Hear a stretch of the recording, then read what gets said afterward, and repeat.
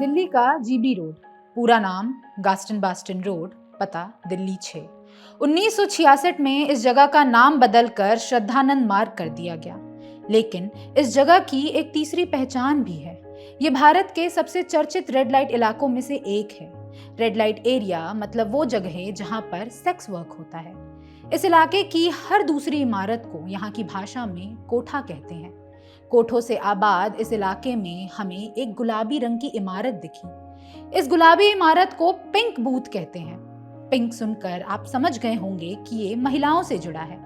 ये गुलाबी इमारत दिल्ली पुलिस का पुलिस बूथ है। पिंक बूथ एक ऐसी पुलिस चौकी है जो महिलाओं द्वारा महिलाओं के लिए चलाई जाएगी। मतलब यहाँ के स्टाफ में केवल महिला पुलिस कर्मचारी होंगी। इस थाने में औरतें अपने साथ होने वाले अपराधों की शिकायत दर्ज करवा सकती हैं, फिर वो अपराध चोरी हो, फ्रॉड हो, मारपीट हो या यौन हिंसा।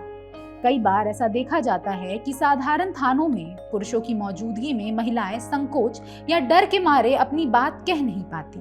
दिल्ली पुलिस का मकसद है कि महिलाएं बिना संकोच के अपने साथ हुए वारदातों के खिलाफ शिकायत दर्ज करवा सकें।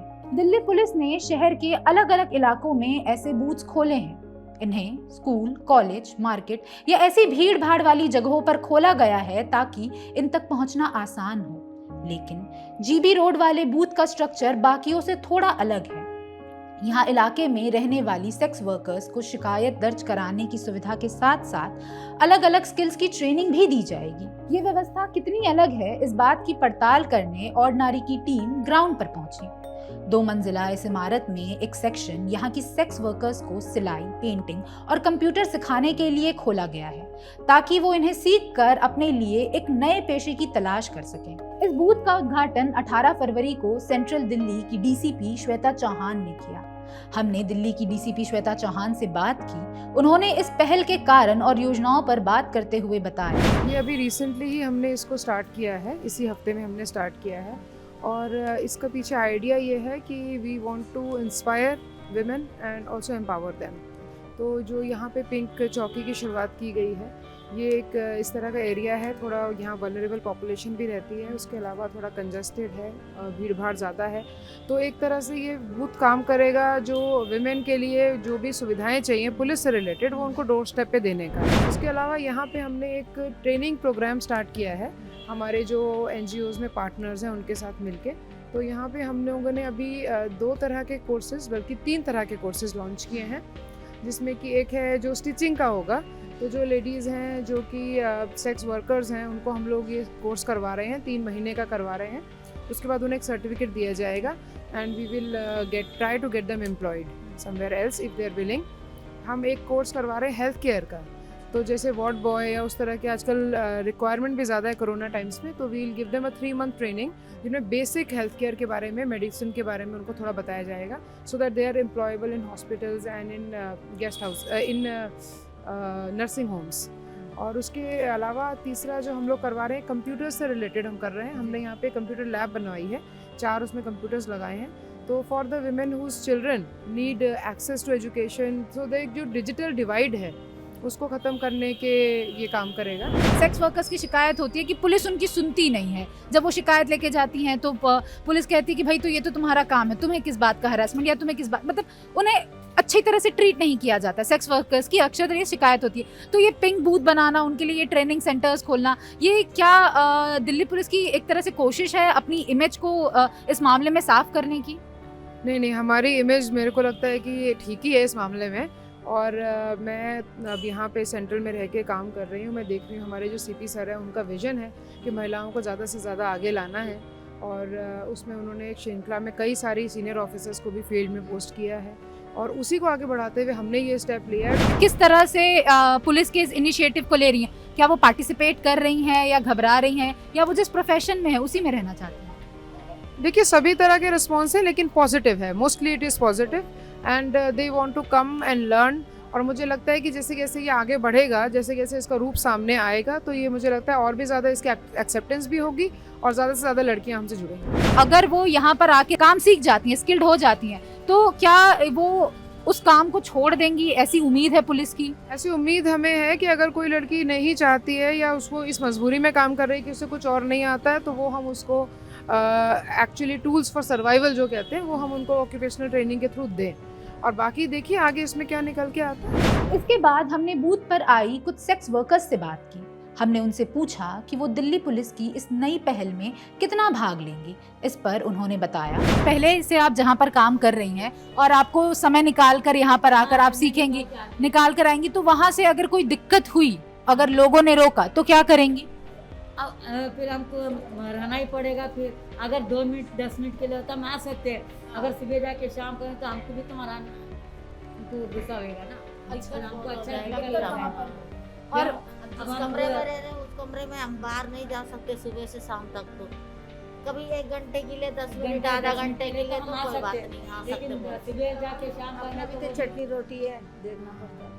हमारा भी किराया लेना कर्जा हो तो है, मकान लेना, देना, 3000 अपना 4000 अब दवाई तो पानी महंगाई हो रहा है, किराया भी बढ़ रहा है, 5000 6000 ऐसा बोलते हैं। कहाँ से हमारे पास इतना कमाई नहीं है। मान लीजिए यहाँ से आप लोग सीख जाती हैं और ये लोग अगर कहीं भी नौकरी के लिए भेजते हैं, तो आप वहाँ जाएंगी ये काम छोड़कर? सीख जाएंगे तो फिर चले जाएंगे।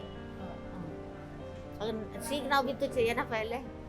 तो सीखने के लिए कैसे मैनेज करेंगी? मतलब कि उस काम के साथ ये एक काम जो आप कर रही हैं पहले से और एक काम जो कि अभी आपको सीखना है ना?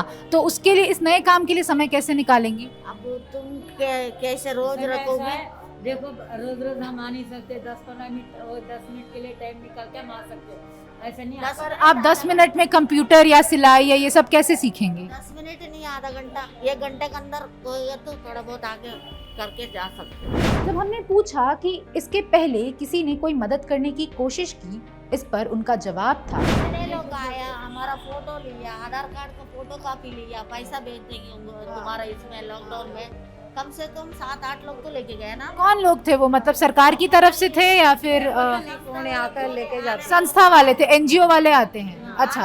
सारे 2-2 फोटो कॉपी और सारे लेके गए। आज तक 1 रुपया हमारे को नहीं आया। नहीं आया। सरकार की तरफ से राशन मिला, मतलब पुलिस वालों ने राशन बांटा। हाँ, रेशन बांटे।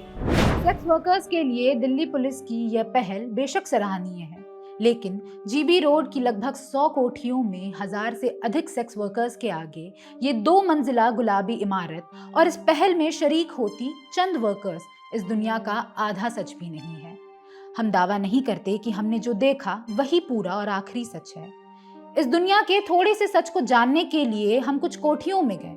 यहाँ हर कोठी के आगे एक नंबर है। ऐसी ही कोठी की कुछ वर्कर्स से हमने बात की। वो कैमरे के सामने आने को तैयार नहीं थी, इसलिए हमने उनकी इच्छा का सम्मान किया। इनमें से अधिकतर की उम्र 30 के पार थी। कुछ ने अपनी उम्र नहीं बताई, बस हंसते हुए ये बोली कि हमारे तो नाती पोते भी हो गए हैं। वहीं किसी के बच्चों की शादी हो चुकी है। इन कोठों में इनके बने रहने का एक ही कारण है, रोजगार। ये काम उनके लिए सिर्फ रुपए कमाने का एक जरिया है, रुपए जिनसे उनका घर चलता है, उनके बच्चों का खाना आता है। इन सेक्स वर्कर्स में से ज्यादातर की कहानी एक सी है। वो बताती हैं कि उन्होंने इस काम को इसलिए चुना क्योंकि उनके पास खुद को और अपने बच्चों को पालने का और कोई रास्ता नहीं था। वो इतनी पढ़ी लिखी भी नहीं है कि कोई नौकरी कर सके। इनमें से अधिकतर औरतों के पति या तो उन्हें छोड़ चुके हैं या फिर नशे में धुत रहते हैं। यहाँ की लगभग सारी सेक्स वर्कर्स को पिंक बूथ के बारे में पता है। हमने उनसे पूछा कि क्या वो इस पहल को अपने जीवन में आने वाले किसी बदलाव की तरह देखती हैं। इस पर उनका जवाब था, कई और तरह की कोशिशें पहले भी हुई हैं, लेकिन अंत में सब कुछ रोजगार पर आकर अटक जाता है। एक वर्कर ने कहा कि मेरे घर पर भी सिलाई मशीन है, लेकिन सिलाई करना एक व्यापार है जिसमें रुपए आने की कोई गारंटी नहीं है। हम सिलाई करके उतने रुपए नहीं कमा सकते जितने हमें यहाँ मिल जाते हैं। जब हमने एक वर्कर से पूछा कि अगर बूथ के जरिए आप कुछ सीख जाएं और पुलिस आपको नया रोजगार मिलने में मदद करे, तो क्या आप नया काम करेंगी? इस पर उनका जवाब था, रोजगार मिल भी जाए तो क्या रहने की कोई नई जगह मिलेगी? हम कमरे का किराया कैसे देंगे?